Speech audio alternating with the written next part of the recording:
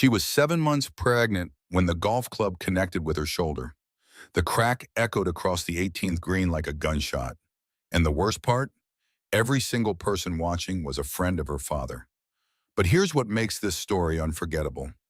While Caroline lay on the ground protecting her unborn baby, she looked up and saw her husband, standing in the doorway, watching, not running to help her, not calling for security, just watching. And the woman swinging that golf club, she wasn't a stranger. She was someone her husband had been hiding for 18 months, someone her mother-in-law had personally introduced to him.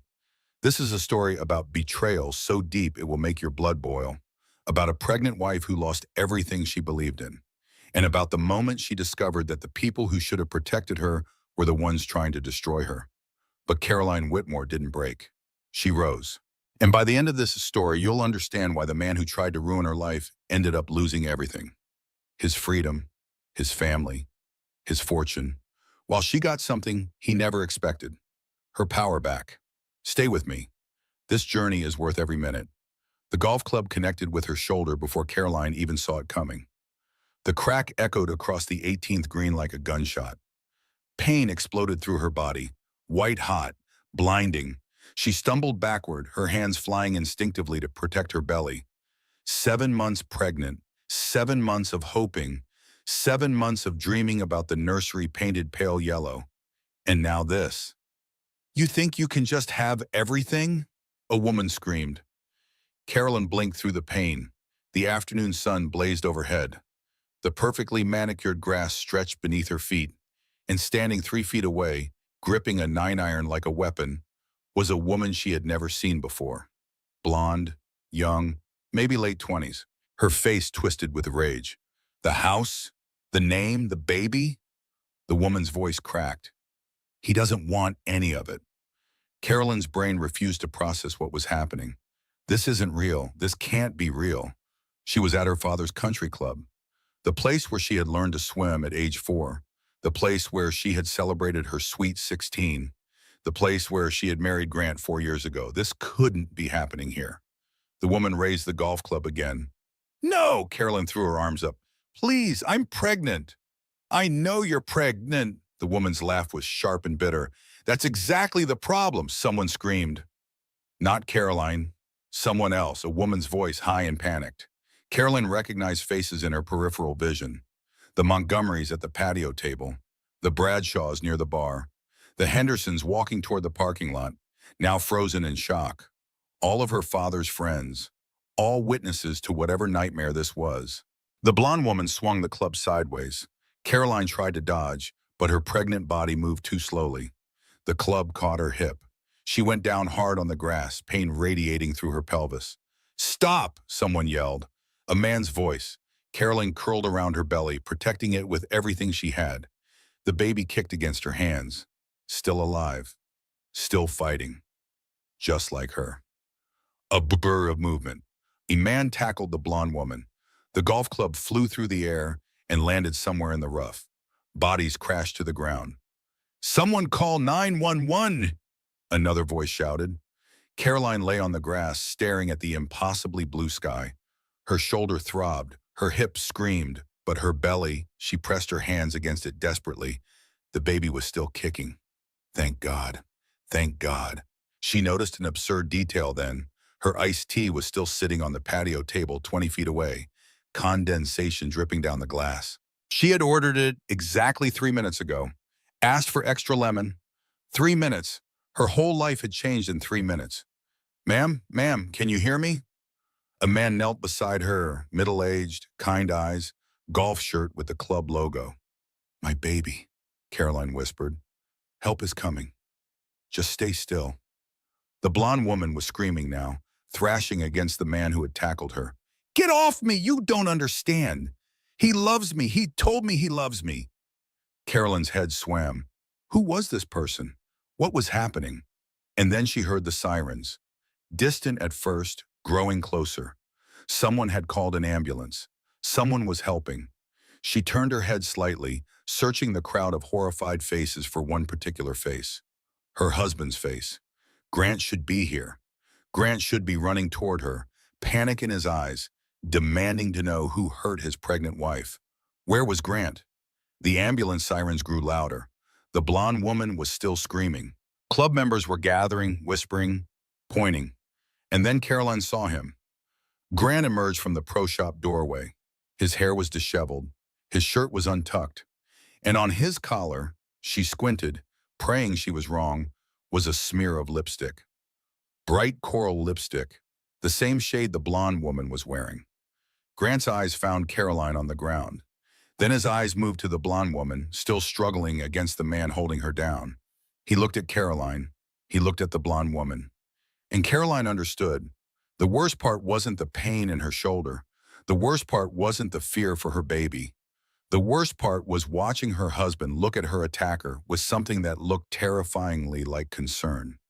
Not for Caroline, not for his pregnant wife lying on the ground, for her. Grant, Caroline whispered. He didn't move toward her. He didn't run to her side. He just stood there, frozen in the doorway, his eyes darting between the two women, like a man caught in a trap of his own making. The paramedics arrived, hands lifted Caroline onto a stretcher. Voices asked questions she couldn't answer. Blood pressure cuffs tightened around her arm. Through it all, she watched her husband. He still hadn't moved. "Ma'am, we need to get you to the hospital," a paramedic said. "Can you tell me how far along you are?" 7 months, Caroline said automatically. "And the father, is he here?" Caroline looked at Grant. He was finally walking toward her now, his expression carefully arranged into something resembling concern. But it was too late. She had seen his first reaction. She had seen who he looked at first. "The father," Caroline said slowly, "is apparently very busy." They loaded her into the ambulance. The doors closed. And the last thing she saw was her husband standing next to her attacker, both of them watching the ambulance drive away. Both of them, together. The siren wailed. The ambulance raced toward the hospital, and Caroline pressed her hands against her belly, feeling her baby kick, and tried to understand how everything had gone so wrong so fast. She had woken up this morning a happy pregnant wife. She had kissed her husband goodbye. She had driven to the country club to meet him for lunch, a surprise visit to brighten his day. Some surprise. The paramedic was asking her questions, her name, her date of birth, any complications with the pregnancy. Caroline answered on autopilot. Her voice sounded distant to her own ears, like someone else was speaking while she floated somewhere above her own body, watching the nightmare unfold. "Ma'am?" The paramedic touched her arm gently. "You're in shock. That's normal. Just try to breathe. Breathe, right, in through the nose. Out through the mouth." That's what the prenatal yoga instructor always said. But the yoga instructor had never covered what to do when your husband's mistress attacked you with a golf club in front of everyone you knew. The baby kicked again, hard, insistent. "I'm still here, Mama. I'm still fighting." "I know, sweetheart," Caroline whispered to her belly. "I know." The paramedic gave her a strange look, but didn't comment. At the hospital, everything became a blur of fluorescent lights and urgent voices. They wheeled her into an examination room, hooked her up to monitors. The baby's heartbeat filled the room, strong, steady, beautiful. Caroline closed her eyes and listened to that heartbeat like it was the only thing keeping her tethered to reality. Thump, thump, thump, thump, thump, thump.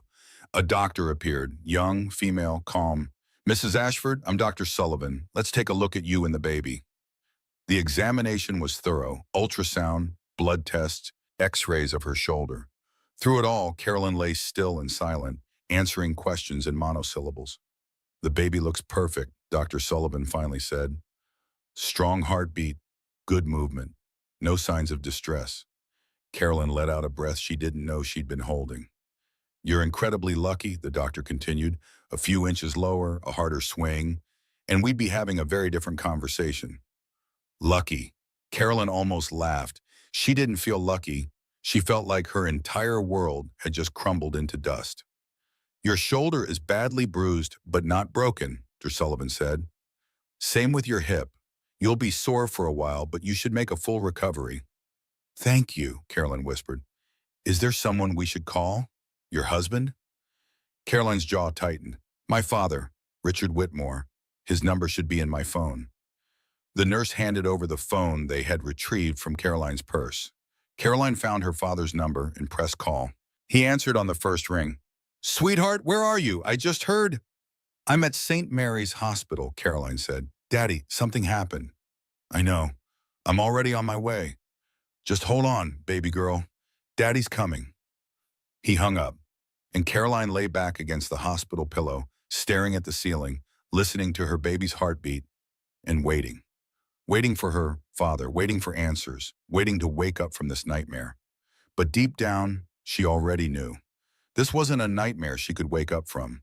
This was her life now, and it was only going to get worse. Richard Whitmore arrived at the hospital in 17 minutes. Carolyn knew because she had been counting the ceiling tiles when he burst through the door. 17 minutes, 374 ceiling tiles, both numbers she would remember for the rest of her life. Her father didn't speak at first. He just crossed the room in 3 long strides and took her hand. His grip was firm, steady. The same grip that had held her hand on her first day of kindergarten. The same grip that had walked her down the aisle, but his hand was shaking. Richard Whitmore's hands never shook. "Daddy," Carolyn whispered. "I know," he said quietly. "I know, sweetheart." Grant wasn't. She stopped, swallowed, started again. He was with her, in the pro shop, during the attack. He was with her the whole time. Richard's jaw tightened. The muscles in his face went rigid. For a moment, he looked like a man capable of terrible violence. "I know," he said again. "I know." They sat in silence. The baby's heartbeat filled the room. Thump, thump, thump, thump. The only sound in a world that had suddenly become very, very quiet. 20 minutes later, Carolyn's mother arrived. Eleanor Whitmore swept into the room in a cloud of expensive perfume and barely contained fury. She was perfectly dressed as always. Cashmere cardigan, pearl earrings, not a hair out of place. But her eyes were red. She had been crying. Eleanor Whitmore never cried in public. "My baby," Eleanor said, rushing to Caroline's side. "My poor baby." "I'm okay, Mama. The baby's okay." "You are not okay," Eleanor's voice cracked. "Nothing about this is okay." She began fussing, adjusting the pillows, smoothing the blankets, reorganizing the empty vases on the side table where flowers had not yet arrived. Caroline watched her mother rearrange emptiness. That's what Eleanor did when she couldn't fix what was actually broken.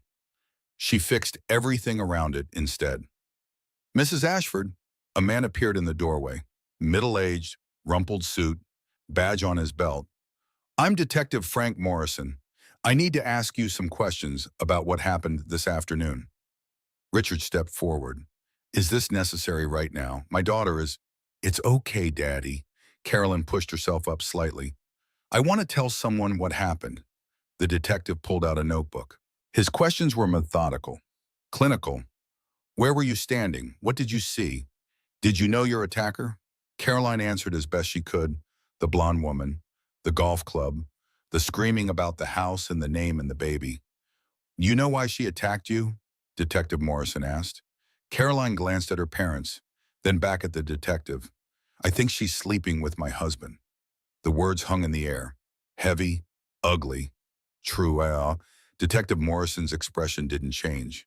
He had probably heard this story 100 times before. Cheating husbands, jealous mistresses, pregnant wives caught in the crossfire. "I see," he said. "And where is your husband now?" "I don't know. He was at the club when I left. He didn't come to the hospital." "He didn't come to the hospital," the detective repeated slowly, writing something in his notebook. "No." "I see." More questions, more answers. Carolyn felt herself growing numb. The shock was wearing off, replaced by something colder, emptier.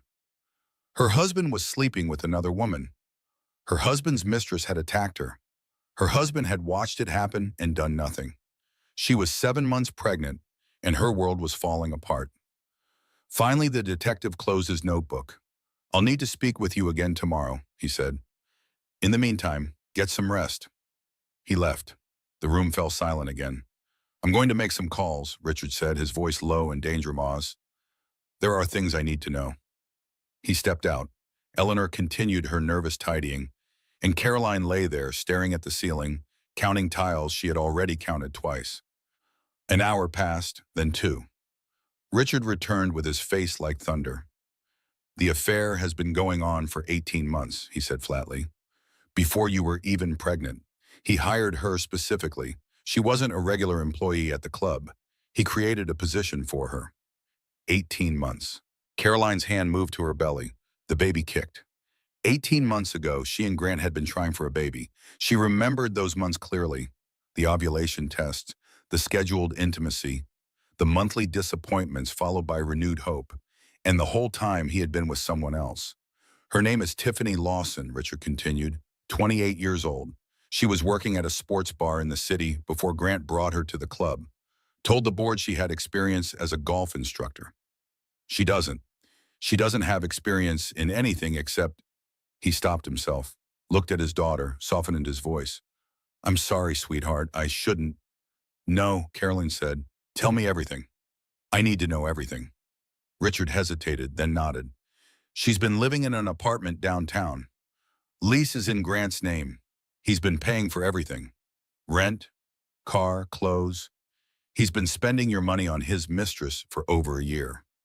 Our money." Caroline almost corrected him, but she didn't, because it hadn't been her money, had it? She hadn't worked since the wedding. Grant had insisted, said he wanted to take care of her, said a wife of his didn't need to work, and she had believed him. Stupid. She had been so stupid. "There's more," Richard said quietly. "More? The financial records. My investigator is still going through them, but it's not good, Carolyn. Grant has been moving money around, large amounts, to accounts you didn't know about." The baby kicked again. Caroline pressed her palm against her belly. "How much?" she asked. "We're still calculating, but it's significant. Hundreds of thousands. Hundreds of thousands of dollars. Their money, her future, her baby's future. Gone." "I think I need to be alone now," Carolyn said. Eleanor opened her mouth to protest. Richard touched her arm gently. "We'll be right outside," he said. "Right outside, sweetheart. You call if you need anything." They left. The door clicked shut, and Carolyn finally allowed herself to feel the full weight of what had happened. The affair, the attack, the betrayal. "I'm not crazy. I saw what I saw. He was with her while she tried to kill our baby." She said the words out loud, testing them, needing to hear them in her own voice. "I'm not crazy. I saw what I saw." The baby kicked in response. "You're right, Mama. You're not crazy." The door opened again. Carolyn expected her mother returning to fuss, or her father with more terrible news. But it was neither of them. Grant stood in the doorway. His hair was wet. He had showered. She could smell the expensive shampoo from across the room. He had taken the time to shower before coming to see his pregnant wife in the hospital. "Carrie," he said, using his nickname for her, the one that used to make her feel special. "Baby, this is all a misunderstanding." Carolyn stared at him, at this man she had married, this man she had loved, this man she had believed in completely. "Get out," she said. The words surprised her. They surprised him too. His perfectly composed expression flickered. "Carrie, let me explain. I said get out. If you would just listen. Get out!" The monitors beside her beeped faster. The baby's heartbeat accelerated. Carolyn forced herself to take a deep breath. Calm down. For the baby. "Security!" she called out. Grant's face hardened. The mask of concerned husband slipped, revealing something colder underneath. "Fine," he said. "We'll talk when you're being rational." He turned to leave, and Caroline saw them, scratch marks on the back of his neck, fresh ones, the kind a woman might leave in the throes of passion. He had been with Tiffany, just before the attack. While his pregnant wife was driving to the club to surprise him with lunch, he had been with his mistress in the pro shop. Security arrived, two men in uniform, looking confused about why they had been called. "Please escort my husband out," Carolyn said calmly. "Mrs. Ashford," one of them started. "Now, please." They looked at Grant. Grant shrugged, playing the reasonable one. "My wife is understandably upset. I'll give her some space." He walked out. The security guards followed, and Caroline was alone again. Alone with her baby, alone with the wreckage of her life. 5 minutes later, Detective Morrison returned. Mrs. Ashford? His voice was different now, heavier. I need to inform you of something. What is it? Miss Lawson is claiming self-defense. She says you attacked her first. She says you came at her with the golf club, and she was just defending herself. Carolyn's blood ran cold. That's a lie. I never touched her. I didn't even know who she was until she swung at me. I understand, but there's something else. Detective Morrison paused. His face was carefully neutral, but Caroline could see the pity in his eyes. Your husband is corroborating her story. He's given a statement saying he witnessed you attack Miss Lawson first. The room tilted. The monitors beeped faster. Caroline gripped the bed rails to steady herself. My husband, she said slowly, is saying I attacked her? Yes, ma'am. My husband is lying. My husband is protecting the woman who tried to kill his baby. Detective Morrison didn't respond. He didn't need to. They both knew what Grant was doing. They both knew why. Caroline's world didn't just shatter. It inverted. Everything she thought she knew turned inside out. The man who had vowed to protect her was now protecting the woman who had tried to kill their child. I understand this is difficult, Detective Morrison said. But without additional evidence, there are witnesses, Caroline interrupted. Dozens of witnesses. The club was full of people. They saw everything. We're interviewing everyone who was present. These things take time. Time. Caroline didn't have time. She had a baby coming in 8 weeks. She had a husband who had just declared war. She had a life falling apart at the seams. Is there anything else? She asked. Not at the moment. I'll be in touch. He left, and Caroline sat alone in her hospital room, surrounded by monitors and machines and the sound of her baby's heartbeat. The man who vowed to protect her, the man who put a ring on her finger, the man who cried with Tree when they saw the positive pregnancy test. That man was gone. Maybe he had never existed at all. In his place was a stranger, a liar, an enemy, and Carolyn had never felt more alone in her life. Carolyn was discharged from the hospital the next morning. She refused to go home, refused to step foot in the house she shared with Grant. Instead, her father drove her to her parents' estate, the sprawling colonial where she had grown up. Her childhood bedroom was exactly as she had left it for college 14 years ago. Tennis trophies on the shelf, debutante photos on the wall, a pink canopy bed that suddenly seemed very far away from the life she had been living. She sat on that bed now, surrounded by remnants of the girl she used to be, trying to understand how everything had gone so wrong.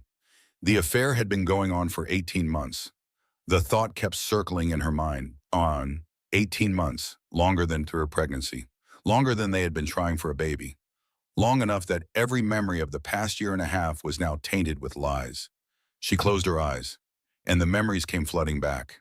Their wedding day, 4 years ago, this same country club, the Rose Garden in full bloom, 300 guests watching as she walked down the aisle on her father's arm. Grant had cried during his vows, actually cried, real tears streaming down his handsome face. I will love you, he had said. I will honor you. I will protect you and our future family with everything I am. Protect you with everything I am. The memory curdled in her stomach like spoiled milk. Had he already been cheating then? Not with Tiffany. The timeline didn't work. But had there been others? Had there always been others? How long had she been a fool? She opened her eyes, stared at the ceiling. Different ceiling than the hospital. Different number of tiles, she counted them anyway. Needed something to focus on besides the pain. A soft knock at the door. Come in, she said. It was Melissa. Of course it was Melissa. Her best friend since freshman orientation at college. Her maid of honor. Her person.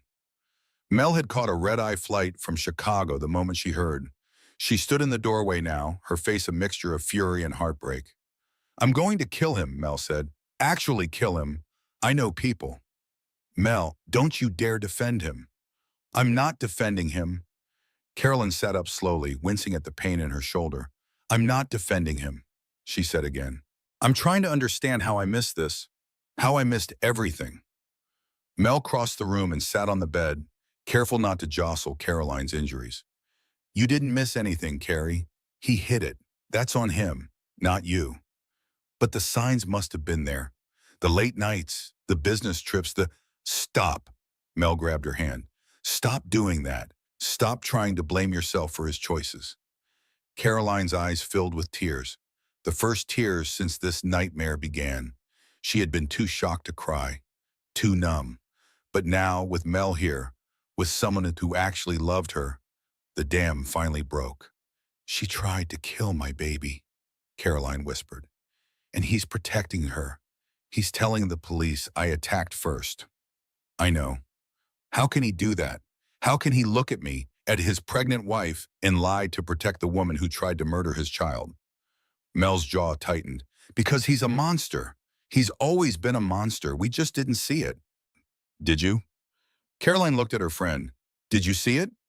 Mel hesitated. It was all the answer Caroline needed. You never liked him, Caroline said. I liked him fine. Mel. A long pause. Then Mel sighed. I thought he was too smooth, too perfect. Nobody's that charming without a reason. But you were happy. You were so happy. And I wanted to believe I was just being paranoid. You should have told me. Would you have listened? Caroline opened her mouth to say yes, but the word died on her tongue because she knew the truth.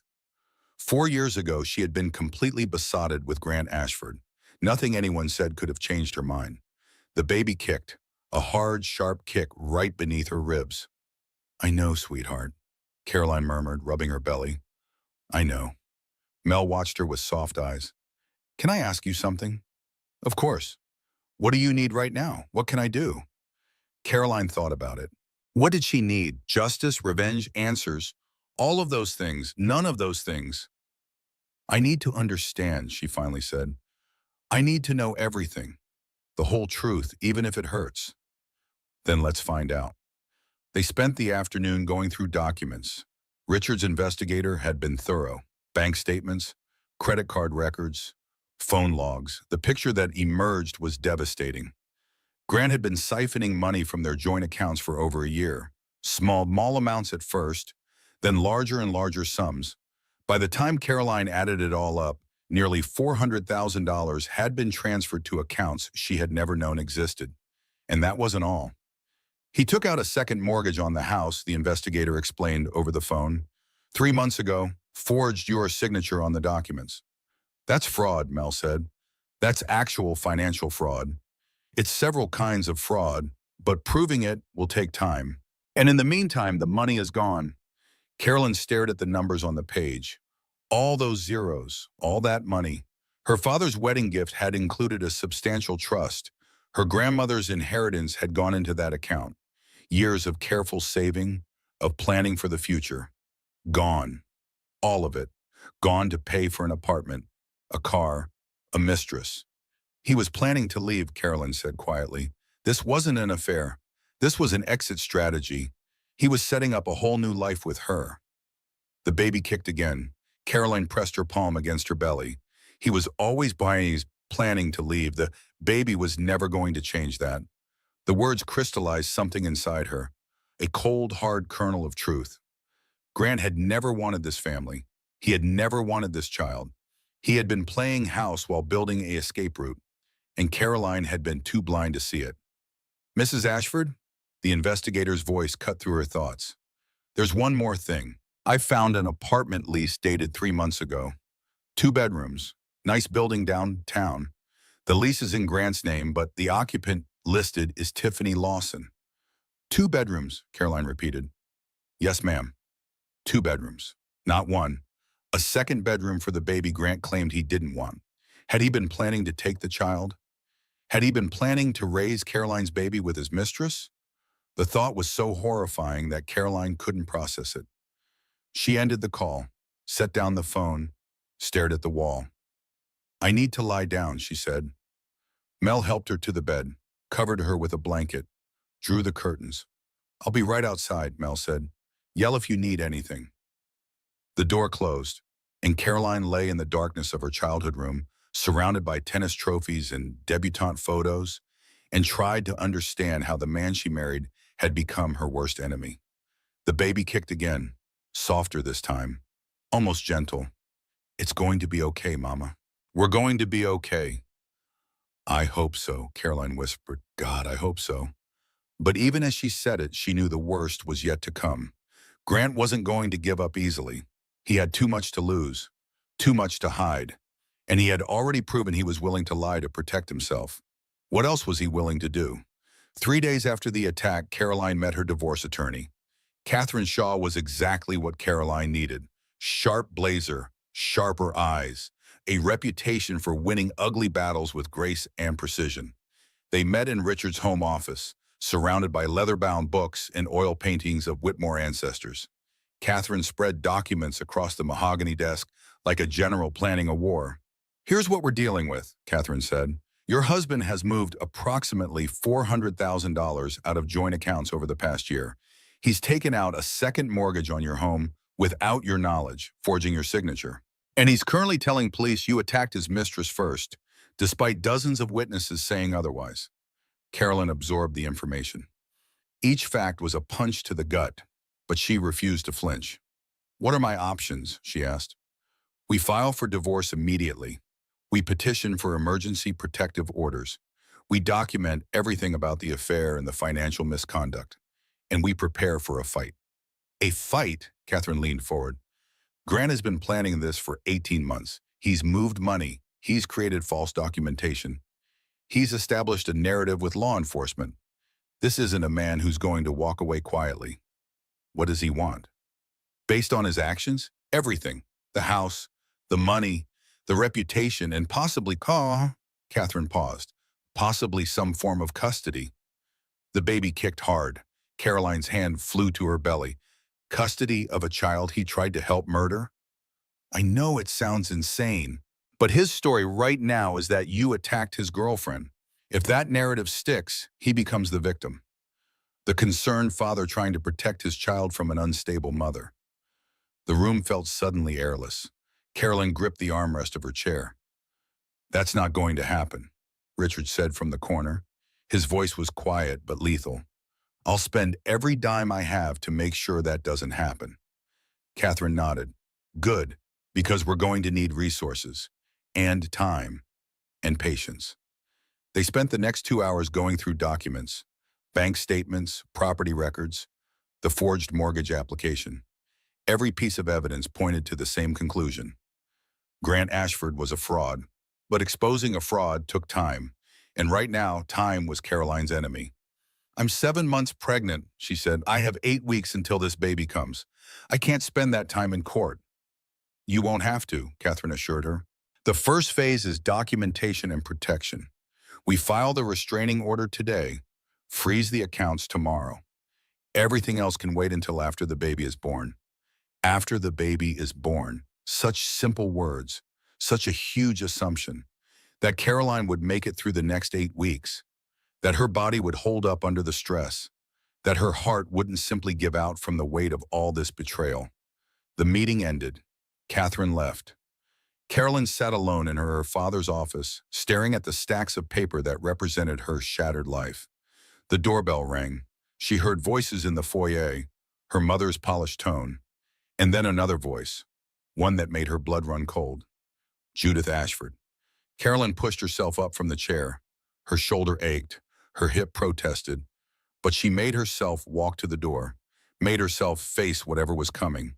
Judith stood in the foyer like she owned the place. Silver hair perfectly coiffed, Chanel suit immaculate, eyes cold as winter ice. Eleanor, Judith was saying, this entire situation could be avoided if your daughter had simply been a better wife. Carolyn stepped into the hallway. What did you just say?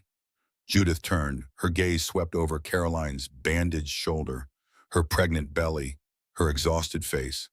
I said, Judith repeated slowly, that this situation is the result of wifely failure. Grant has needs. Men have needs. If you had been more attentive, more devoted, more... Get out, Eleanor stepped forward.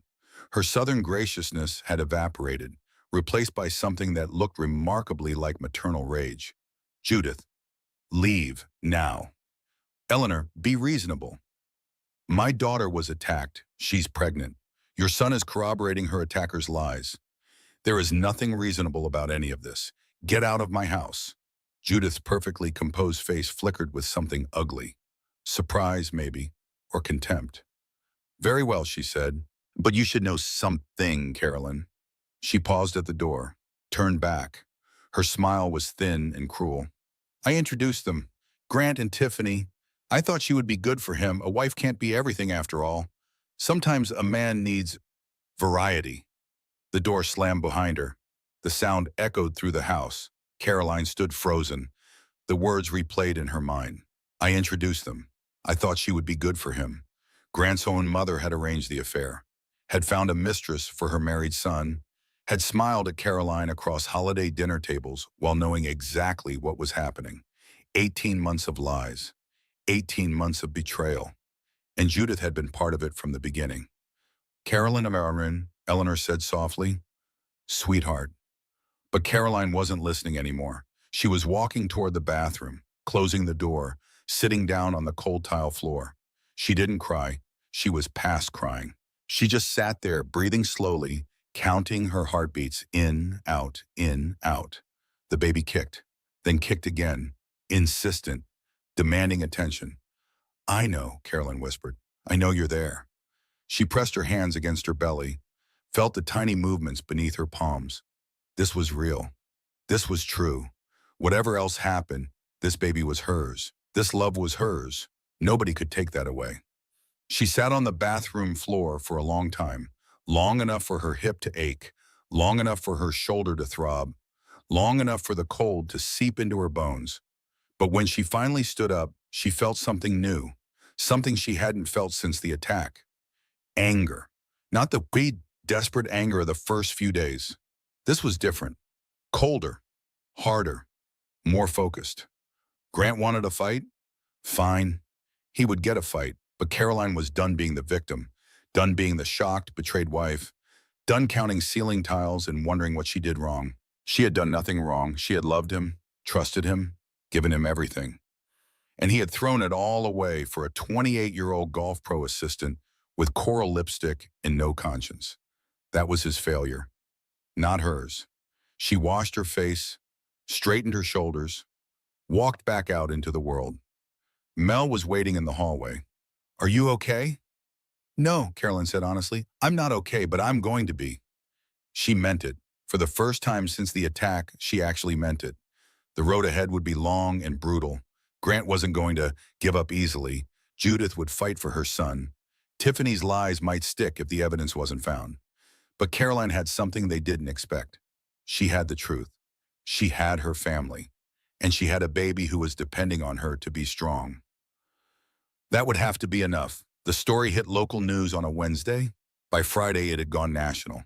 Caroline sat in her parents' living room, staring at her laptop screen, watching her life become entertainment for strangers. Country club assault, pregnant wife versus mistress in golf club attack. The headline screamed across every news site, every social media platform, every gossip column in America. The details were lurid. The photos were unflattering. The comments were devastating. She probably knew about the affair and looked the other way. These rich wives always do. What was she doing confronting the mistress while pregnant anyway? Asking for trouble. I heard she attacked first. The husband is backing up the girlfriend's story. Caroline's hands shook as she scrolled through the comments. Hundreds of strangers judging her. Hundreds of people who knew nothing about her life offering opinions on her choices. I wasn't confronting anyone. I was looking for my husband, in a place my family helped build. I didn't even know she existed. She wanted to scream it from the rooftops, wanted to post it on every platform, but Catherine had been clear. No public statements, nothing that could be used against her in court. So she sat in silence while the world debated whether she deserved what happened to her. Turn it off, Mel said, reaching for the laptop. This isn't helping. I need to know what people are seeing. Why does it matter what strangers think? Caroline didn't have an answer. It shouldn't matter. But somehow irrationally it did. Every cruel comment felt like another blow. Every accusation felt like another betrayal. The worst part was the video. Someone at the club had recorded the immediate aftermath of the attack. Shaky cell phone footage of Caroline lying on the ground, Tiffany being restrained, Grant standing in the doorway. The video had gone viral. Millions of views, thousands of shares, and in the comments, endless speculation. Look at how he's looking at the girlfriend. He definitely doesn't care about the wife. Why isn't he helping her? She's on the ground. This is fake. This is definitely staged. Nobody acts like this in real life. Caroline closed the laptop. She couldn't read anymore. I need air, she said. I'm going for a walk. She walked through her parents' garden. The roses were in bloom, the same roses that had framed her wedding photographs 4 years ago. The same roses that had seemed so romantic, so perfect, so full of promise. She hated them now, hated everything about that day. Every smile, every toast, every vow. Lies. All of it. Lies. Her phone buzzed. A text from Catherine. Grant is doing a TV interview tomorrow. Prepare yourself. Carolyn stared at the message. Of course he was. Of course Grant was going to use the media to tell his version of events. He had always been good at controlling narratives, at making himself look like the hero. The interview aired the next morning. Grant sat in a leather chair, looking appropriately somber. His hair was perfect. His suit was expensive. His expression was carefully calibrated to project concern and victimhood. This has been taken completely out of context, he said, gazing earnestly at the camera. My wife has been under enormous stress with the pregnancy. Hormones, you understand. She became convinced I was having an affair, which simply isn't true. Caroline's mother gasped. Tiffany is a colleague, Grant continued, a friend. When my wife confronted her with wild accusations, things escalated. Tiffany was simply defending herself from an unprovoked attack. The interviewer nodded sympathetically.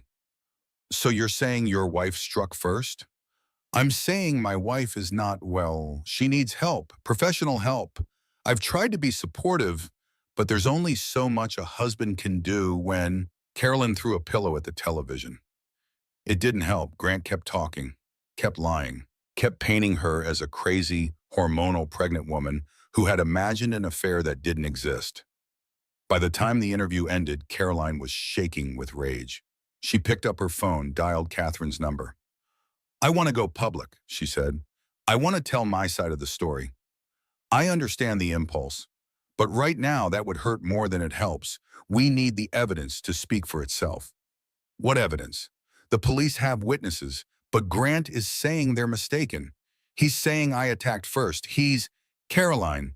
Catherine's voice was calm but firm. The club has security cameras, multiple angles. We're working to obtain that footage through official channels. When we get it, Grant's lies will be exposed. When? How long? A few days, maybe a week. Legal processes take time. A week, 7 days of Grant's version of events dominating the news cycle. 7 days of strangers calling her crazy.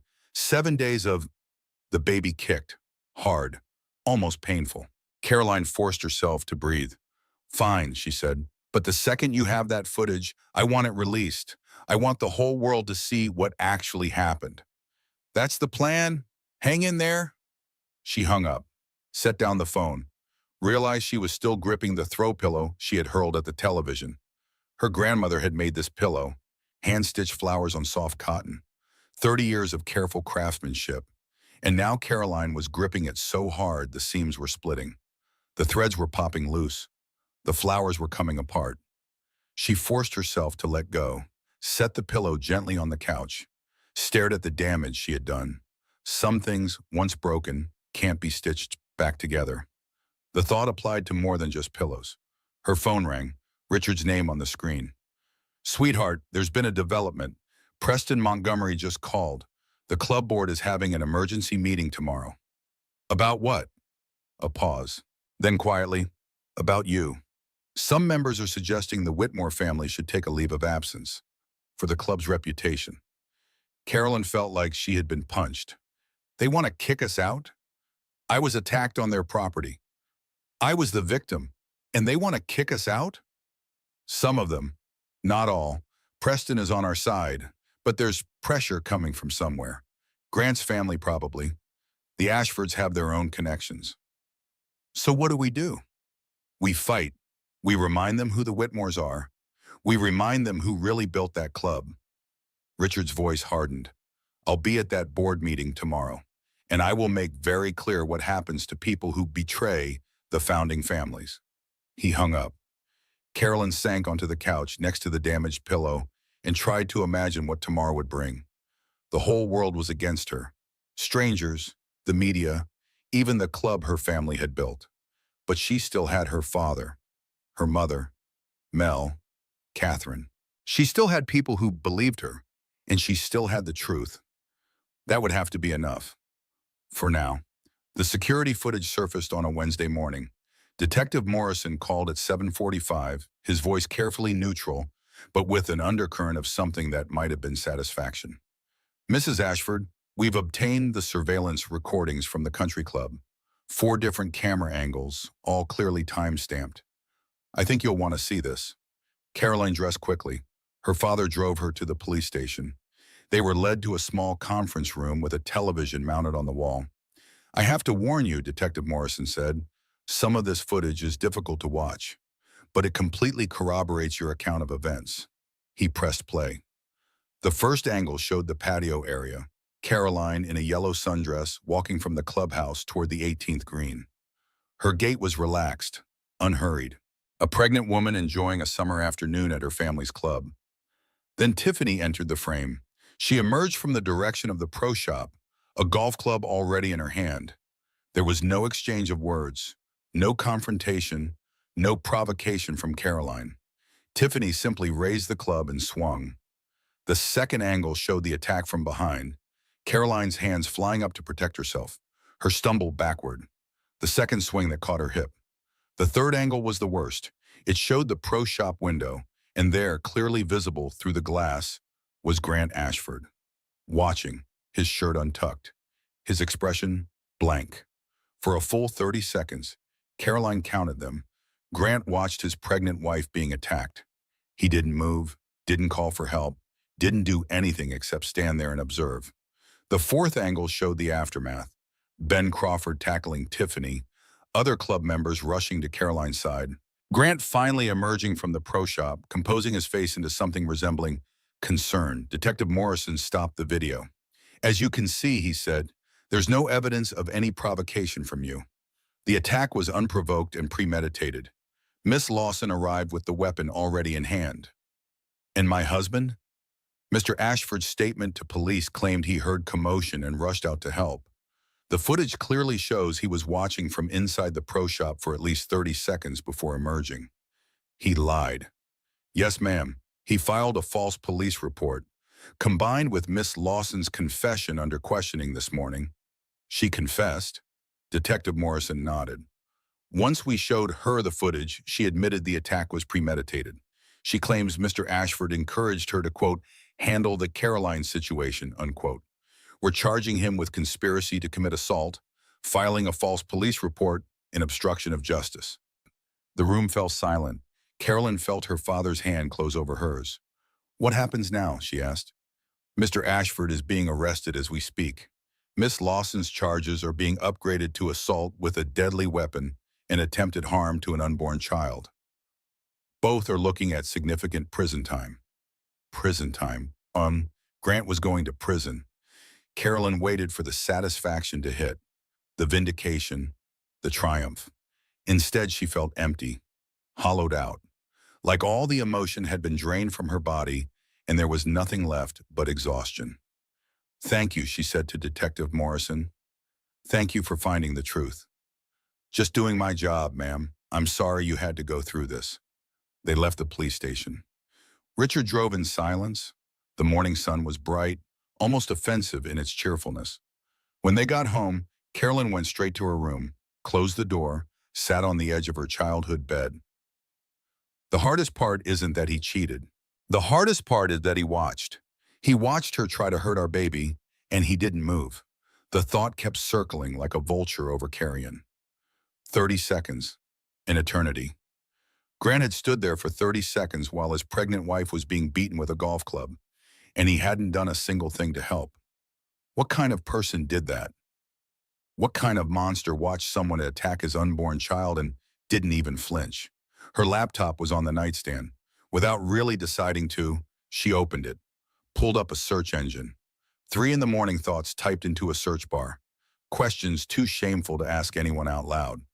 Can a baby feel mother's stress? Signs of preterm labor. How to co-parent with someone you hate.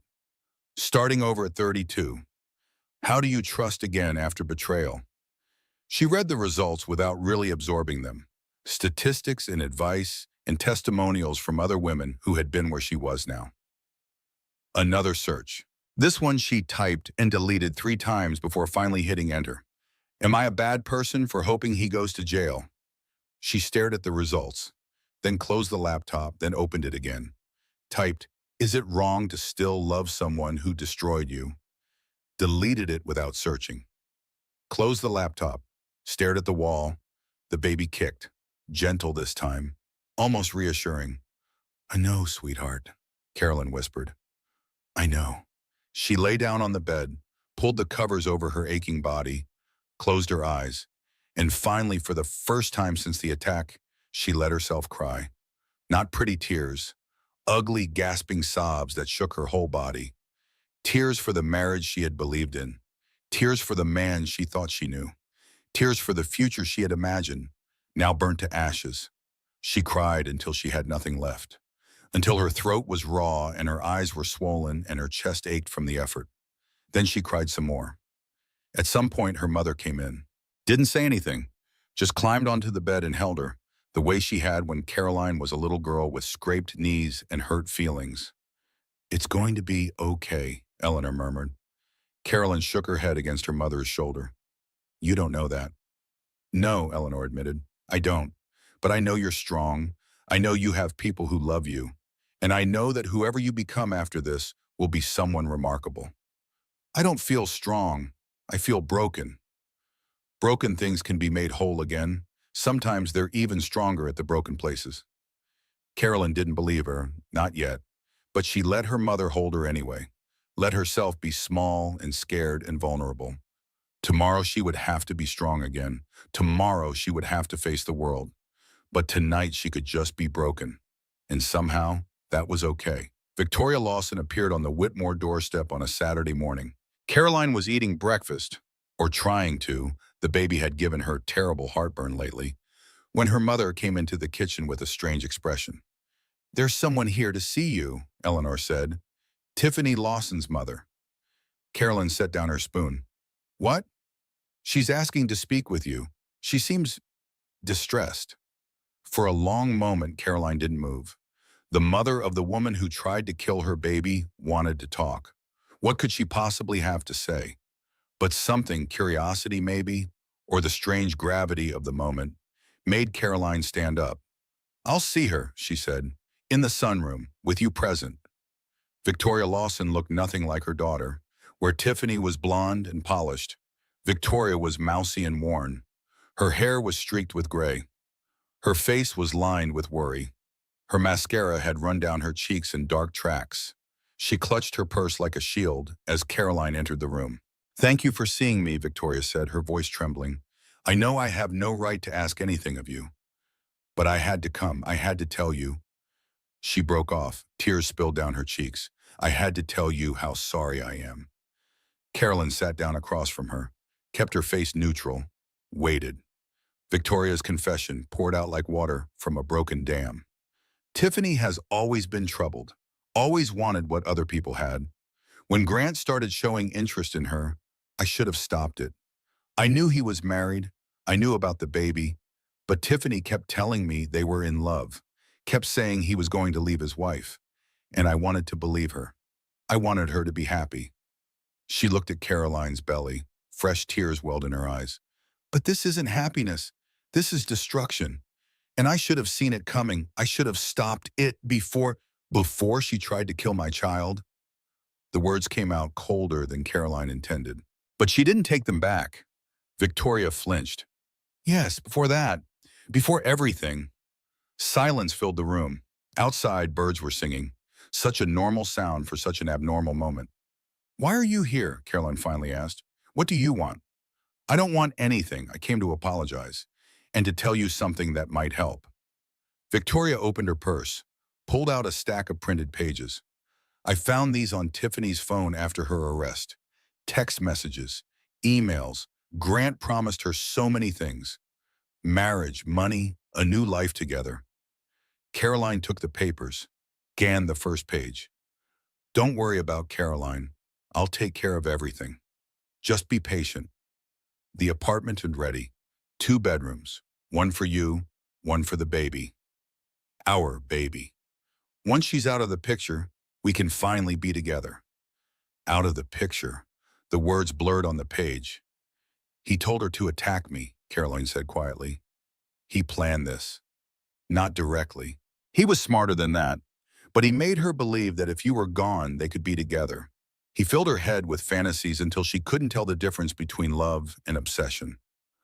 Victoria's voice broke. I'm not making excuses for her. There's no excuse for what she did. She's 28 years old. She made her own choices. She has to face the consequences. Then why are you telling me this?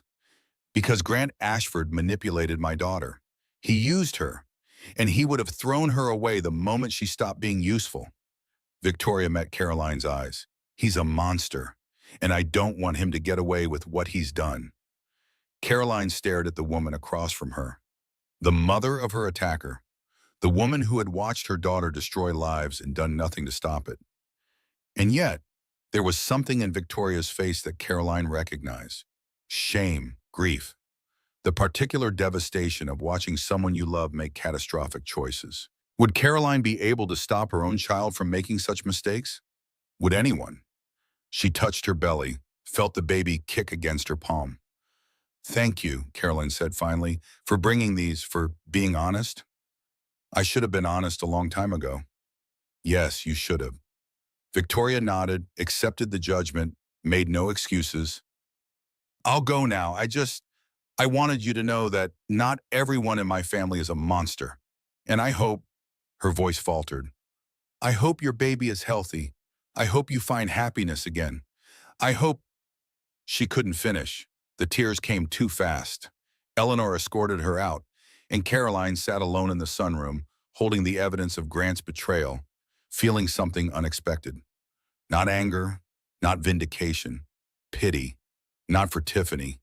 Tiffany had made her choices and would face the consequences. But for Victoria, for a mother watching her daughter's life unravel, for a woman who had to live with the knowledge that she could have stopped this, but didn't. Motherhood, Caroline was learning, was complicated, full of impossible choices and inescapable consequences, full of love so fierce it could blind you to the truth. She hoped she would be a better mother than Victoria had been, but she also hoped for the first time that she would have the grace to forgive herself if she failed. Catherine Shaw arrived an hour later to collect the evidence. This is gold, she said, flipping through the messages. He put it in writing. He actually put his criminal conspiracy in writing. Grant always thought he was the smartest person in the room. Well, he thought wrong. These texts, combined with the security footage, prove premeditation. He's looking at years in prison, not just months, years. Carolyn nodded. She should have felt triumphant. Instead, she felt tired. What about Tiffany? She's already accepted a plea deal. 5 years, eligible for parole in 3. She'll cooperate fully with the prosecution against Grant in exchange for the reduced sentence. So she's testifying against him? She's testifying that he encouraged the attack, that he promised to take care of her if she handled the Caroline problem, that he told her you were mentally unstable and the baby wasn't really his. Caroline closed her eyes. The baby isn't his? That's what he told her. Apparently, he claimed the baby was the result of an affair you had, told Tiffany that's why he wanted you out of the picture, so he wouldn't have to raise another man's child. The lies just kept coming, layer after layer of deception, each one more absurd than the last. The DNA test will prove that's not true, Carolyn said. Of course, but Grant was counting on never having to take a DNA test. He was counting on you being too dead or too discredited to fight back. Too dead. The words hung in the air. Grant had tried to have her killed. Not directly, not with his own hands, but he had wound up Tiffany like a weapon and pointed her at his pregnant wife. And he had watched. For 30 seconds, he had watched. When does the trial start? Carolyn asked. Given the evidence, Grant's lawyers will probably push for a plea deal. He's looking at 8 to 12 years for conspiracy, the false report, and financial fraud. If he goes to trial and loses, it could be longer. 8 to 12 years, at minimum.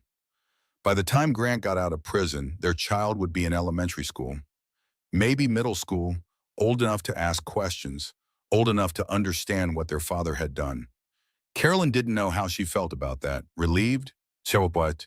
Vindicated? All of those things. None of those things. Thank you, Catherine, she said, for everything. We're not done yet, but we're winning, and that's what matters.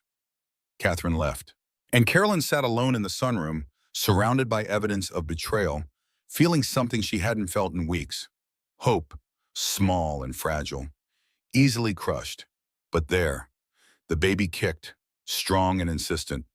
We're going to be okay, Mama. We really are. I'm starting to believe you, Caroline whispered. I really am. The country club board meeting happened on a Friday afternoon. Caroline dressed carefully for it. Navy blue dress, her mother's pearls. Minimal makeup. She wanted to look respectable but not trying too hard. Strong but not aggressive. 8 months pregnant now. The baby was the size of a honeydew melon, according to the weekly email she received from the pregnancy app. Soon it would be time for car seats and nurseries and late-night feedings.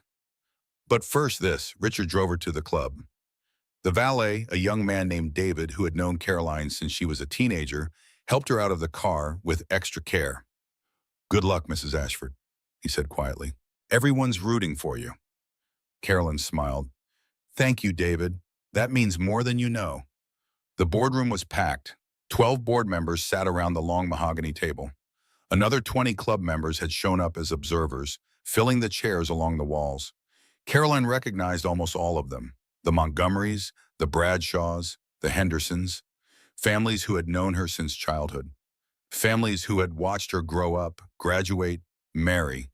Families who would now decide whether she and her parents belonged here anymore. Preston Montgomery, the board president, called the meeting to order. We're here today to address the events of August 14th and their aftermath. Several motions have been proposed. We'll hear arguments and vote accordingly. He nodded to a man at the far end of the table. Harold Fisher, old money, close ties to the Ashford family. I move that the Whitmore family take a voluntary leave of absence from the club, Harold said. Given the publicity surrounding recent events, their presence has become disruptive to the peaceful atmosphere our members expect. Murmurs rippled through the room, some supportive, most not. Richard stood up. His voice was controlled, but cold. May I remind this board that the Whitmores helped found this club 72 years ago. My grandfather laid the first stone of this building. My father served as president for 15 years. And my daughter was attacked on these grounds while pregnant with her first child. He paused, let the words sink in. She was attacked by a woman her husband hired to work here. A woman who had no qualifications for the position. A woman who was placed on this club's staff specifically to facilitate an affair. And some of you want to punish my daughter for that? Harold Fisher shifted uncomfortably.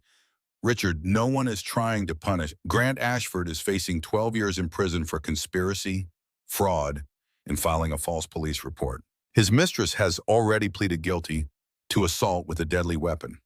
The security footage from this club's own cameras proves my daughter was an innocent victim. And yet you want her to leave? Preston Montgomery cleared his throat. Perhaps we should hear from the other board members.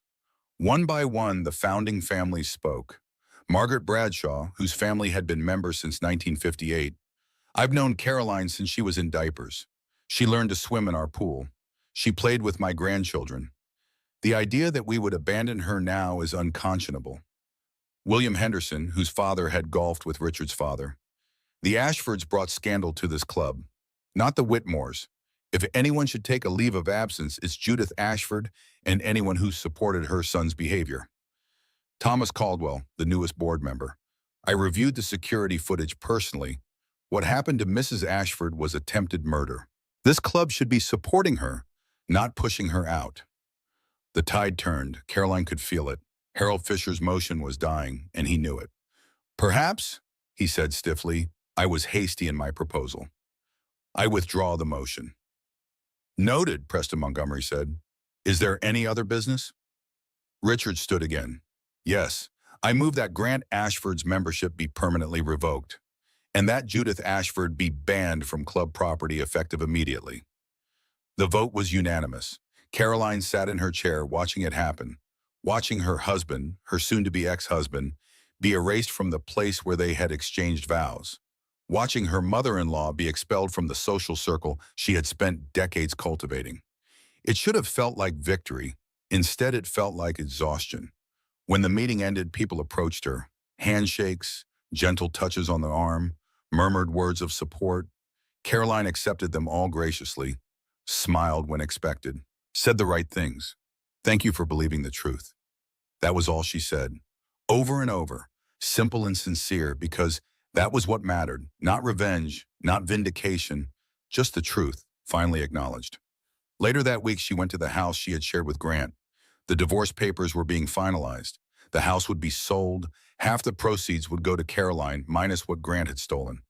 The other half would go to pay his legal fees and whatever restitution the court ordered. It wasn't enough.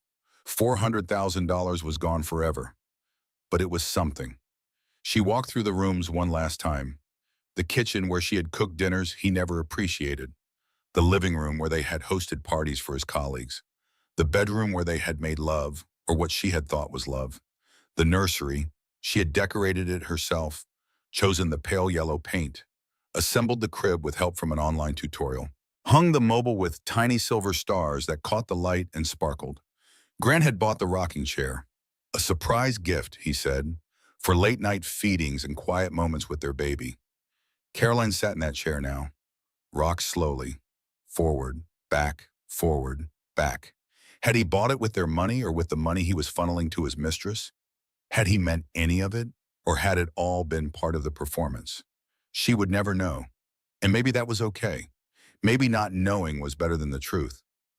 I don't need this room. I don't need this house. I don't need anything that came from him. The thought crystallized something inside her, a decision she hadn't known she was making. She stood up, walked to the window, looked out at the backyard where she had imagined teaching her child to ride a bike. Then she pulled out her phone and called the realtor. List it, Schwellness, she said. Today, I want it gone. Are you sure the market is? I'm sure. Take whatever offers come in. I don't care about the price. I just want to be done.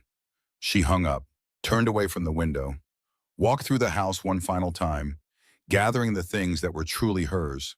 Photo albums from before the marriage, her grandmother's china, a few books, a few pieces of jewelry. She left the rocking chair. Some things she was learning were better left behind. The first contraction woke Caroline at exactly 2:17 in the morning. She knew the time because she had been staring at the digital clock on the nightstand, unable to sleep, watching the green numbers change minute by minute. 2:15, 2:16, 2:17, and then the pain came. It started as a tightening in her lower belly, a strange, unfamiliar pressure that made her catch her breath. Not sharp exactly, more like a fist slowly closing around her midsection, squeezing with patient, relentless force. She lay perfectly still in the darkness of her parents' guest room, waiting for the sensation to pass. The pregnancy books had warned her about Braxton Hicks contractions, false alarms that could feel like the real thing but meant nothing. Maybe this was that. Maybe her body was just practicing. The pressure released. Caroline exhaled slowly, counted the ceiling tiles by the faint light of the moon through the curtains, tried to convince herself to go back to sleep. 12 minutes later, it happened again. This time there was no mistaking it. The contraction rolled through her body like a wave, building to a peak that made her grip the sheets with white-knuckled hands. She breathed through it the way the prenatal classes had taught her. In through the nose, out through the mouth, slow and steady. The wave crested, then slowly, mercifully, receded. Carolyn reached for her phone, opened the contraction timer app she had downloaded months ago and never used. Press start. 8 minutes later, another contraction, stronger than the last. 6 minutes. Another one. 5 minutes. Another. This was it. This was really happening. Her baby was coming. Carolyn pushed herself up from the bed. Her body felt strange and foreign, heavy in ways it had never been heavy before. The baby had dropped lower in the past week, settling into position for the journey ahead. She waddled to her parents' bedroom door, knocked softly. "Mama?" Eleanor appeared in seconds, as if she had been lying awake waiting for this exact moment. Her silver hair was mussed from sleep, but her eyes were sharp and alert. "Is it time?" "I think so. Contractions are 5 minutes apart." Eleanor nodded once. All business, all efficiency. This was the woman who had organized charity galas for 300 people without breaking a sweat. A little thing like childbirth wasn't going to rattle her. "I'll get dressed. Wake your father. We leave in 10 minutes. The drive to the hospital took 23 minutes. Carolyn knew because she counted every one of them, timing contractions between the streetlights that flashed past the window. Richard drove. His knuckles were white on the steering wheel. He hadn't said a word since they got in the car, but Caroline could see the tension in his jaw, the way he checked the rearview mirror every few seconds as if expecting trouble to follow them. Eleanor sat in the back seat with Caroline, holding her hand through each contraction, murmuring words of encouragement that Caroline barely heard over the roaring in her ears. "Almost there, sweetheart. Almost there." The hospital loomed ahead, bright lights against the dark sky, a beacon of hope and fear and possibility. They pulled up to the emergency entrance. A wheelchair appeared. Hands helped Caroline out of the car and into the chair. Voices asked questions she answered on autopilot. Name, date of birth, how far apart are the contractions, any complications with the pregnancy. The questions blurred together. The fluorescent lights overhead seemed too bright, too harsh. The smell of antiseptic filled her nostrils, mixing with something else. Fear, maybe, or anticipation. They wheeled her to a private room, helped her change into a hospital gown, hooked her up to monitors that beeped and hummed with mechanical indifference.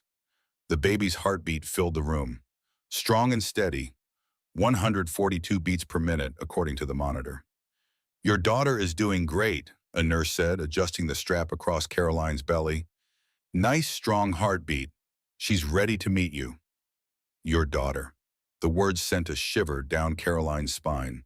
In a few hours, she would be holding her daughter, looking into her eyes, beginning the rest of their lives together. Dr. Sullivan arrived at 4:30 in the morning. Her calm presence filled the room like a warm blanket. "How are we doing, Carolyn?" "Contractions are 3 minutes apart. They're getting stronger." "That's good. That's exactly what we want." Dr. Sullivan checked the monitors, examined Caroline with gentle, efficient hands. "You're dilated to 6 centimeters, making good progress." "How much longer?" "Hard to say. Every birth is different. Could be a few hours, could be longer." It was longer. The hours crawled by like years. The contractions intensified, each one more powerful than the last. Carolyn gripped her mother's hand so hard she worried about breaking bones. She breathed through the pain the way she had been taught, in through the nose, out through the mouth. But sometimes the pain was too much for breathing. Sometimes all she could do was ride it out, letting the wave crash over her, trusting that it would eventually recede. Mel arrived at 6 in the morning, having caught a red-eye flight from Chicago. She burst into the room with coffee for Eleanor and Richard and a stuffed elephant for the baby. "I'm here," she announced. "Sorry I'm late. The flight was delayed. How are we doing?" "She's at 8 centimeters, Eleanor said. "Almost there." Mel took up position on Caroline's other side, holding her hand through the next contraction. "You've got this, Carrie. You're the strongest person I know. You survived Grant Ashford. Childbirth is nothing compared to that." Carolyn laughed. It hurt, but it also helped. Trust Mel to put things in perspective. At 9:15 in the morning, something changed. The contraction hit harder than any before. Caroline screamed, actually screamed, a sound she didn't recognize from her own throat. The monitors started beeping faster, alarm sounds she had never heard before. "What's happening?" Eleanor's voice was sharp with fear. Dr. Sullivan's face was calm, but Caroline could see the concern in her eyes. "The baby's heart rate is dropping. The umbilical cord may be compressed." More nurses rushed in, hands adjusted monitors. Voices gave instructions in medical terminology. Caroline didn't understand. "We may need to do an emergency cesarean," Dr. Sullivan said. "Caroline, I need you to stay calm. Can you do that for me?" Stay calm. Her baby's heart rate was dropping and she was supposed to stay calm. But she nodded because what else could she do? They repositioned her on the bed, changed the angle, adjusted the monitors again. The baby's heart rate stabilized. The alarm stopped. Dr. Sullivan exhaled slowly. Okay, crisis averted, but we need to move quickly now. On the next contraction, I want you to push. Carolyn pushed. She pushed until her face turned red, until her body shook with effort, until she thought she couldn't possibly push anymore. And then she pushed again. We've survived everything else. We're surviving this. She said it to herself like a prayer, a mantra, a promise. We've survived everything else. We're surviving this. The next contraction came. Carolyn bore down with everything she had.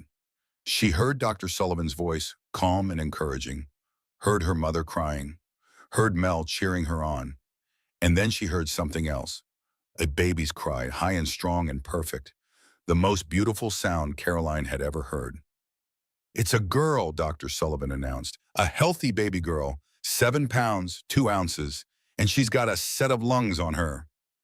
They placed the baby on Caroline's chest, skin to skin, heart to heart. Carolyn looked at her daughter for the first time. She was covered in blood and fluid, red-faced and screaming with fury at being expelled from her warm, safe world. Her dark hair was plastered to her tiny head. Her eyes were squeezed shut against the bright lights. She was the most beautiful thing Caroline had ever seen. "Hi, sweetheart," Carolyn whispered. "I'm your mama. I've been waiting so long to meet you." The baby stopped crying, opened her eyes, unfocused newborn eyes, dark like Grant's but shaped like Caroline's, made a small, contented sound. And in that moment, everything else disappeared. The pain of the labor, the fear of the complications, the betrayal and the attack and the divorce and the trial. All of it faded into insignificance. This was what mattered, this tiny person, this new life, this love. Carolyn had never felt anything like it. A fierce, overwhelming love that filled every cell of her body. A love that said, "I would die for you. I would kill for you. I would move mountains and part seas and burn down the world for you." "She's perfect," Eleanor said through tears. "Absolutely perfect." Richard stood in the corner of the room, his face wet with tears Caroline had never seen him shed before. This man who had built a business empire, who had faced down hostile boardrooms and ruthless competitors, who had never shown weakness in his entire life. He was crying for his granddaughter. "She looks like you," he said softly. "She looks exactly like you at that age. I hope she's luckier than I was." "She will be." Richard crossed the room, looked down at the baby with wonder in his eyes. "She has you for a mother. That's the luckiest thing anyone could ask for." The nurses cleaned the baby, weighed her, measured her, wrapped her in a soft pink blanket, and placed her back in Carolyn's arms. 7 pounds, 2 ounces, 19 inches long, 10 fingers, 10 toes, a perfect, healthy baby girl. "What's her name?" the nurse asked, clipboard in hand. Carolyn looked at her daughter, at this tiny person who had been through so much already, who had survived an attack in the womb, who had weathered the stress of her mother's heartbreak, who had fought her way into the world despite every obstacle. "Charlotte," Carolyn said. "Charlotte Eleanor Whitmore." Eleanor gasped. Her hand flew to her mouth. "You're naming her after me?" "You've been with me through everything, Mama. You held me when I cried. You fought for me when I couldn't fight for myself." "Of course I'm naming her after you." Eleanor burst into fresh tears. This time they were tears of joy. The next few hours passed in a blur of visitors and feedings and diaper changes. Mel held Charlotte with the awkward tenderness of someone who had never held a baby before. Richard took approximately 300 photographs. Eleanor called every relative in their extensive family tree to announce the arrival. And Caroline just held her daughter, memorized every detail of her face, the tiny nose, the rosebud mouth, the dark eyelashes resting against her cheeks when she slept. "This is mine," she thought. "This love is mine. No one can take this away." It was late afternoon when the lawyer appeared. Caroline had been dozing, Charlotte sleeping peacefully in the bassinet beside her bed.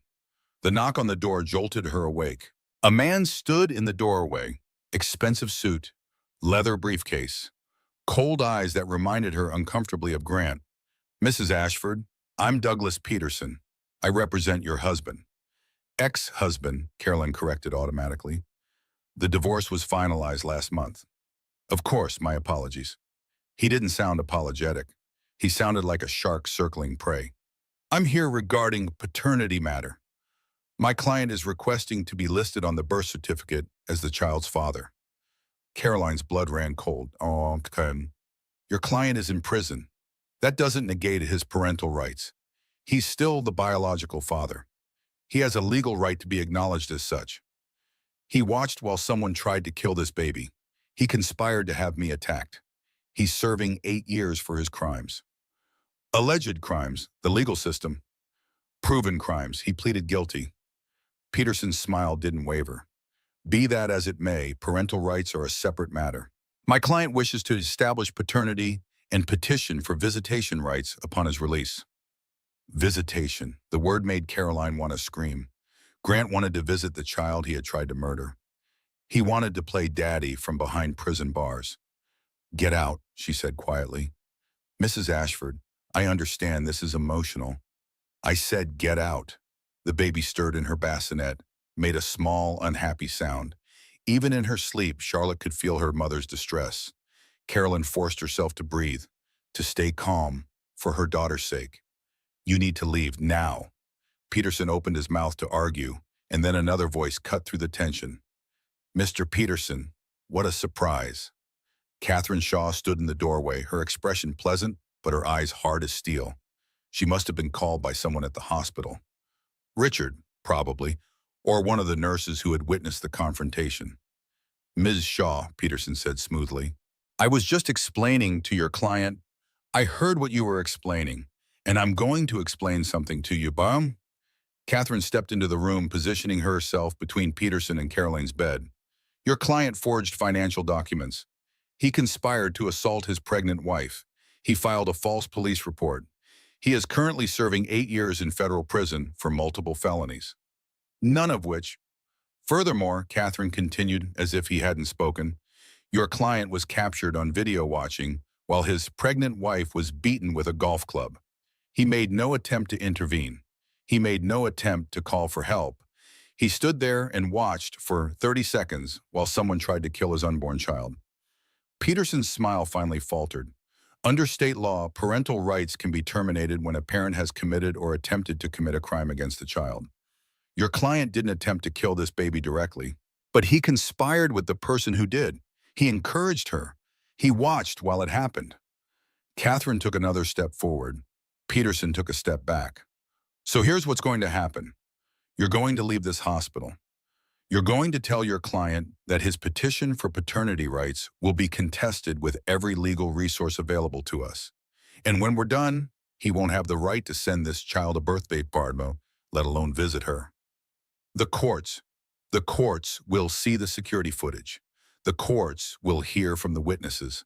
The courts will read the text messages where your client told his mistress to handle the Caroline situation." But no, Catherine's voice was ice. "The courts will terminate his parental rights. It's not a question of if, it's a question of when." Peterson's face had gone pale. He clearly hadn't expected this level of resistance. "My client has resources. Your client's resources are frozen pending restitution proceedings. His family has publicly disowned him. His former business partners won't return his calls." Catherine smiled. It wasn't a pleasant smile. "Your client has nothing, and when this is over, he'll have even less." Peterson looked like he wanted to argue further, but something in Catherine's eyes made him reconsider. "I'll convey your position to my client," he said stiffly. "You do that." He turned and left. His expensive shoes clicked against the hospital floor, growing fainter until they disappeared entirely. Catherine turned to Carolyn. Her expression softened. "Are you okay?" "I am now." Carolyn looked at her sleeping daughter, at this tiny person who had no idea of the battle being fought over her. "Thank you for being here, for fighting for us. That's my job, and frankly, it's a pleasure." Catherine sat down in the chair beside the bed. "Grant has no chance of winning this. His crimes are too well documented. The evidence against him is too strong.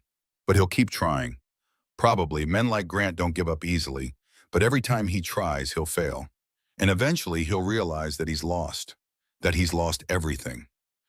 Carolyn looked at her daughter again, watched her tiny chest rise and fall with each breath. I don't want her to know, she said quietly, about any of this, about what her father did, about how she came into the world. She'll have to know eventually. Children always find out. I know, but not yet, not until she's old enough to understand. For now, I just want her to know that she's loved, that she's safe, that her mother will protect her from anything. Catherine nodded slowly. That's your right, and for what it's worth, I think that's the right decision. Charlotte woke then, opened her eyes and looked up at her father with that unfocused newborn gaze, made a small sound that might have been hunger or discomfort or just the general confusion of being new to the world. Caroline lifted her daughter from the bassinet, held her close, breathed in that perfect new baby smell. It's okay, sweetheart, she murmured. Mama's here. Mama's always going to be here. And she meant it. Whatever happened next, whatever battles remained to be fought, whatever obstacles remained to be overcome, Caroline would face them, for her daughter's sake. Because that's what mothers did. They protected their children. They fought for their children. They moved mountains and parted seas and burned down the world for their children. And Caroline was a mother now. Nothing would ever be the same. 6 months after Charlotte's birth, Caroline moved into a cottage near her parents' estate. It was a small house, 2 bedrooms, 1 bathroom, a kitchen barely big enough for a table. The paint was peeling in places. The floors creaked when you walked on them. The heating system made strange noises in the middle of the night, but it was hers.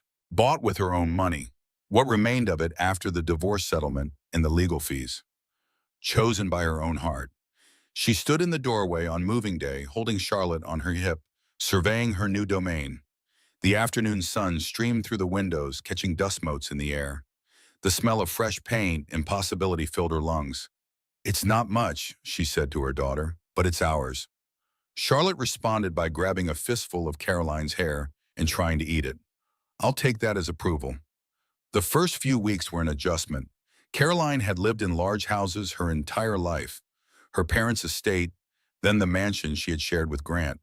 This cottage felt almost claustrophobic by comparison. But it was also liberating. No empty rooms to remind her of dreams that would never come true. No hallways that echoed with memories of a marriage that had been built on lies. Just small, cozy spaces filled with the sounds of her daughter's laughter. Charlotte was growing fast. 6 months old now, she had mastered the art of rolling over and was working on sitting up. Her dark hair had grown into soft curls that framed her face. Her eyes, still dark, but with gold flecks that caught the light, tracked everything with curious intensity.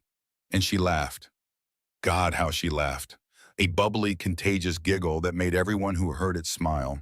The sound of pure, uncomplicated joy. Carolyn lived for that sound. Life settled into a routine. Wake at 6 when Charlotte stirred. Feed her, change her, play with her on the soft mat in the living room. Nap when she napped, a luxury Carolyn had learned to cherish. Afternoons with her parents, who had become devoted grandparents. Evenings alone with her daughter, reading books and singing lullabies, and marveling at this tiny person who had changed everything. It was quiet. It was simple. It was exactly what Caroline needed. But the outside world kept intruding. Grant's prison interview aired on a Sunday night in March. Caroline hadn't planned to watch it, had told herself she was done caring what Grant said or did. But then Mel texted her a link with the message. You need to see this. And so after Charlotte was asleep in her crib, Caroline sat on her secondhand couch in her tiny cottage and watched her ex-husband try to destroy her one more time. The interview had been filmed in a visitor's room at the federal prison. Grant sat in an orange jumpsuit, looking thinner than she remembered, older somehow. The confidence that had once seemed so attractive now looked desperate, hollow. Thank you for agreeing to speak with us, the interviewer said. She was young, blonde, clearly sympathetic to whatever story Grant was selling. I appreciate the opportunity to tell my side, Grant replied. His voice was the same, smooth, polished, practiced, the voice of a man who had spent his whole life talking his way out of consequences. Let's start with the charges against you. Conspiracy to commit assault, filing a false police report, financial fraud. You pleaded guilty to all of them. Under duress, my lawyers advised me that fighting would only make things worse. But I want your viewers to know that I am not the villain I've been made out to be. Carolyn felt her jaw tighten. What would you say to those who've seen the security footage? The footage that shows you watching while your pregnant wife was attacked. Grant's expression flickered. Just for a moment, something ugly passed across his face. Then the mask was back in place. That footage has been taken out of context. I was in shock. I didn't understand what was happening. By the time I processed it, other people had already intervened. 30 seconds, the interviewer said. The footage shows you watching for 30 seconds without moving. As I said, I was in shock. The interview continued. Grant painted himself as a victim of a powerful family that had railroaded him. He claimed the affair had been exaggerated. He suggested that Caroline had known about it and looked the other way until it became convenient to play the wronged wife. My wife, my ex-wife, comes from money. Old money, the kind of money that can make problems disappear. Grant leaned forward, his voice dropping to a conspiratorial tone. The system protects people like them. People like me don't stand a chance. Carolyn turned off the television. She sat in the darkness of her living room, Charlotte's baby monitor casting a soft glow beside her, and waited for the anger to come. It didn't. Instead, she felt something strange, an emptiness where rage should have been, a hollow space that no longer hurt. Grant was still lying, still manipulating, still trying to make himself the hero of a story where he was clearly the villain. But nobody believed him anymore. She checked social media, something she rarely did these days. The comments on the interview were uniformly hostile. This guy watched his pregnant wife get beaten and he's the victim? Give me a break. The security footage doesn't lie. This man is a monster. He's serving 8 years and he's still trying to gaslight everyone. Some people never learn. Imagine being so delusional that you think anyone buys this garbage. Grant had miscalculated, again. He had expected sympathy, expected the public to see past the evidence to some imaginary truth only he could see. Instead, he had reminded everyone why they hated him. Carolyn closed her laptop, leaned back on the couch, breathed. It's over, she realized. Really over. Not the legal battles, those would continue for years probably. Grant would keep filing motions and appeals and petitions. His lawyers would keep trying to chip away at the settlement, at the custody arrangement, at everything Caroline had fought so hard to protect. But the emotional hold he had on her was gone. She no longer cared what he thought, what he said, what he wanted. He was a stranger, a ghost from a life that no longer existed, and she was free. Spring arrived slowly the way it does in the Northeast. Cold, gray days gradually giving way to warmer ones. Crocuses pushing through the last of the snow. Birds returning to the trees outside Caroline's cottage. Charlotte turned 7 months old, then 8, then 9. She was sitting up now, crawling, getting into everything. Caroline had to baby-proof the cottage in stages, always one step behind her increasingly mobile daughter. She's an explorer, Mel said during one of her visits. Like her mom. I was never this adventurous. Please, you married a man your parents disapproved of and moved to a different state. That's pretty adventurous. That was stupidity, not adventure. Sometimes they're the same thing. And then there was Ben. Ben Crawford had been a peripheral figure in Caroline's life before the attack. A club member she recognized but didn't really know. A face in the crowd at holiday parties and charity galas. Now he was something else entirely. He had started showing up shortly after Charlotte's birth, not demanding anything, not expecting anything, just present. The first time he brought groceries. Carolyn had mentioned to Mel that she was too exhausted to shop, and somehow that information had reached Ben, and suddenly there he was on her doorstep with bags full of food. You didn't have to do this, Carolyn said, confusion and gratitude warring in her voice. I know, he smiled. That gentle, undemanding smile that would become so familiar. But I wanted to. The second time, he assembled the baby swing that had been sitting in its box for 3 weeks. Caroline had bought it online thinking it would be easy to put together. The instructions had proven her wrong. "I'm good with my hands," Ben said, already sorting through screws and brackets. And I had some free time. The third time he brought dinner. Homemade lasagna and garlic bread and a salad. "Do you cook for all the single mothers in town?" Caroline asked, only half joking. "Just the ones I like." The visits became regular. Once a week at first, then twice, then he was just there. Stopping by after work to check in, spending Saturday afternoons on her porch while Charlotte napped. They talked about everything and nothing, his job at the architecture firm, her plans for the cottage, books they had read, movies they wanted to see, the thousand small details that made up a life. They didn't talk about Grant, or the attack, or the trial. For the first time in longer than Caroline could remember, she was having conversations that had nothing to do with her trauma. One warm evening in May, they sat on Caroline's porch watching fireflies emerge in the gathering darkness. Charlotte was asleep in her crib, the baby monitor crackling softly between them. "Can I ask you something?" Caroline said. "Anything." "Why are you doing this? Coming around, helping out. You don't owe me anything." Ben was quiet for a moment. When he spoke, his voice was thoughtful, measured. "I was there that day, at the club, when it happened. I know, you tackled Tiffany." "I did." He paused. "But that's not the whole story." Carolyn waited. "I had been watching you," Ben said slowly, "before the attack. Not in a creepy way. I noticed you. You were pregnant and glowing and you looked so happy. And I remember thinking how lucky your husband must be." He shook his head. "And then Tiffany came out of nowhere with that golf club. And I saw your husband standing in the window, watching, not moving. And I understood that everything I thought I saw, the happy marriage, the perfect life, it was all a lie." "Ben, I tackled Tiffany because it was the right thing to do. Anyone would have done the same.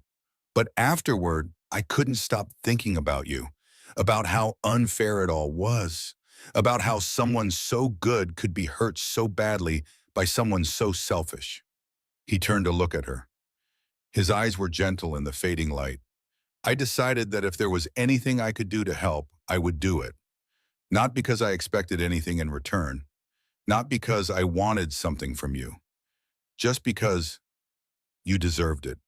You deserve someone showing up for you without an agenda." Caroline felt tears prick her eyes. She blinked them back. "I don't know if I can do this," she said quietly. "Whatever this is, I don't know if I can trust anyone again." "I understand. I don't know if I can love anyone again." "That's okay too." Ben reached over, took her hand gently, held it for a moment, then let go. "I'm not asking you to love me. I'm not asking you for anything. I'm just here, for as long as you want me to be here." The fireflies danced in the darkness. The baby monitor crackled with the sound of Charlotte breathing. "I'll be ready when I'm ready," Carolyn said finally, "and whoever is still standing when that happens will be worth the wait. Then I'll keep standing." He said it simply, without drama, without expectation. And Caroline believed him. The country club's summer gala was held on the third Saturday in June. It was an annual tradition: white tents on the lawn, string lights in the trees, champagne flowing like water. The event marked the official start of summer for the founding families who had been members for generations. Carolyn hadn't planned to attend. She had avoided the club since the attack, had conducted all necessary business through lawyers and intermediaries. The thought of walking back into that place, the place where her life had fallen apart, filled her with dread. But her parents insisted. "You can't hide forever," Richard said. "That club belongs to our family as much as anyone's, more than most." "I'm not hiding. I'm just not ready." "You'll never feel ready. But at some point you have to face it. Otherwise they win. He wins. He wins." The words echoed in Caroline's mind. Grant was in prison. His reputation was destroyed. His family had disowned him. By any objective measure, he had already lost. But as long as Caroline was afraid to walk into her own family's country club, he still had power over her. He was still controlling her life from a prison cell, and she was done being controlled. "Fine," she said, "I'll go." She spent 3 hours getting ready, changed outfits 7 times, did her makeup, then took it off, then did it again. Tried on jewelry, took it off, put it back on. Charlotte watched from her playpen, gnawing on a teething ring, seemingly amused by her mother's indecision. "You think this is funny?" Carolyn asked her daughter. Charlotte giggled, that perfect bubbly giggle. Traitor. In the end, Caroline chose a simple white dress, elegant but not ostentatious, her mother's diamond earrings, a delicate gold bracelet she had bought for herself, the first piece of jewelry she had purchased since the divorce. Charlotte wore a matching white dress with tiny embroidered flowers. She looked like a baby doll, come to life. Mel flew in from Chicago for the occasion. She arrived at Caroline's cottage 2 hours before the gala, armed with champagne and moral support. "You look amazing," Mel said, surveying Caroline's outfit. "Absolutely stunning." "I look terrified." "That too, but mostly stunning." They drove to the club together. Caroline sat in the passenger seat, Charlotte strapped into her car seat in the back, and watched the familiar scenery roll past the window. The stone pillars at the club entrance, the long tree-lined driveway, the sprawling clubhouse with its white columns and manicured gardens. She had driven this route 1,000 times in her life, to tennis lessons as a child, to debutante meetings as a teenager, to her wedding as a bride. But this felt different. This felt like a homecoming, like reclaiming something that had been stolen. The valet, David, the same young man who had wished her luck at the board meeting, helped her out of the car with extra care. "Welcome back, Mrs. Ashford," he said, then corrected himself. "Ms. Whitmore, I mean, sorry." "It's okay, David, and thank you. Everyone's really glad you are here tonight, just so you know." Caroline smiled. It felt genuine for the first time in hours. "I'm glad to be here too." She gathered Charlotte in her arms, took a deep breath, and walked into the ballroom. The room was beautiful, crystal chandeliers overhead, white flowers on every table, a string quartet playing softly in the corner. 200 of the club's most prominent members, dressed in their summer finest, sipping champagne and making conversation. For a moment, no one noticed her. Then someone did, and the whispers started. Carolyn felt the weight of their attention, the curious glances, the meaningful looks. She was the woman who had been attacked on the 18th green, the woman whose husband had tried to have her killed, the woman who had survived. She was a story, a scandal, a cautionary tale. But she was also a Whitmore, and Whitmores didn't hide. She walked forward, head high, shoulders back. Charlotte balanced on her hip like armor. And then something unexpected happened. Someone started clapping. It was Preston Montgomery, the board president. He stood near the bar, champagne glass in hand, applauding her entrance with genuine warmth. Others joined in, the Bradshaws, the Hendersons, the founding families who had known her since childhood. Then the newer members following their lead. The applause spread through the room like ripples on a pond. Not thunderous, not dramatic, just a steady, warm acknowledgement from the people who had watched her fall and were now watching her rise. They were clapping for her survival, for her presence, for her refusal to disappear. Carolyn felt tears prick her eyes. She blinked them back. Preston Montgomery raised his glass. "To Caroline," he said, his voice carrying across the now silent room. "And to Charlotte, welcome home." 200 voices echoed the toast. "Welcome home."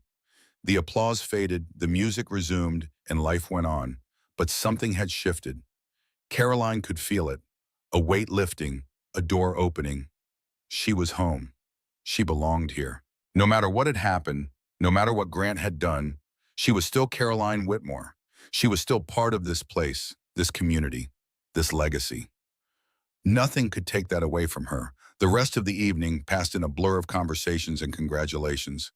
People she hadn't seen in months stopped to say hello, to admire Charlotte, to express their support and their admiration. "You've been so brave," they said, "so strong." Carolyn accepted the compliments graciously, but she knew the truth. She hadn't been brave.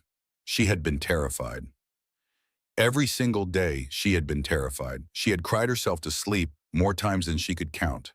She had doubted herself, doubted her choices, wondered if she would ever feel whole again. But she had kept going, one foot in front of the other, one day at a time. Maybe that was what bravery really meant, not the absence of fear, but the determination to keep moving despite it.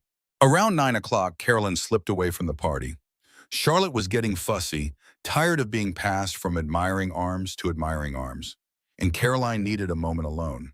She walked out onto the terrace, down the stone steps, across the lawn, toward the 18th green. The sun had set, but the sky still held traces of light, pink and orange fading to purple on the horizon. The first stars emerging overhead. Carolyn stood at the edge of the green, looked down at the Gresau. Remembered. This was where it happened, this exact spot. The iced tea on the patio table, the crack of the golf club, the 30 seconds of Grant watching through the window, the worst day of her life. But also, in some strange way, the beginning of her best days. Because everything that came after, the pain, the healing, the growth, had led her here, to this moment. Standing on the very spot where her old life ended, holding the daughter who had given her a reason to build a new one. Charlotte squirmed in her arms, reached toward the sky. "What is it, sweetheart? What do you see?"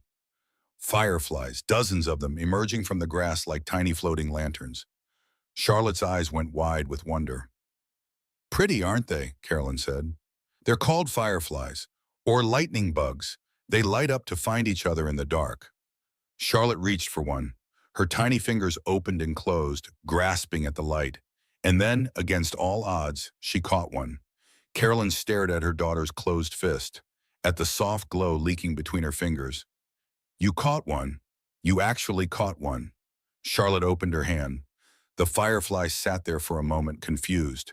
Then it flew away, rejoining its companions in the summer sky. But Charlotte didn't cry. She just watched it go, her face lit up with wonder.